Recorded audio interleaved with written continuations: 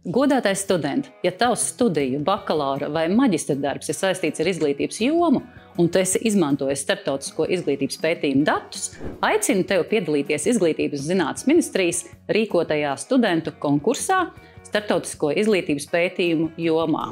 Starptautiskie izglītības pētījumi mums sniedz plašu redzējumu par to, kā skolēni mācās, kā viņi un skolotāji jūtas skolā, un kādas prasmes ir nepieciešamas mūsu sabiedrībai mūsdienās, lai tā labāk iekļautos darba tirgū un dzīvotu pilnvērtīgu dzīvi.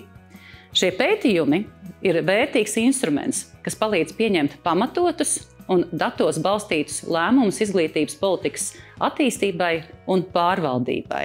Savus darbus pētījumu konkursam tu vari iesniegt no 15. līdz 29. maijam, un dalība konkursā tev būs lieliska iespēja dalīties ar savām pētnieciskajām atziņām un atklājumiem plašākai auditorijai un iegūt novērtējumu.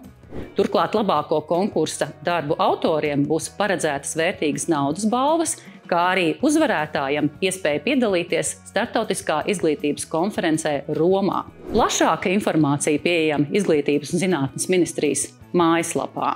Kā izglītības un zinātnes nozares ministre, ļoti gaidīšu jūsu pieteikumus. Iedrošinieties, izaiciniet sevi jauniem mērķiem un gūstiet jaunu pieredzi un panākumus.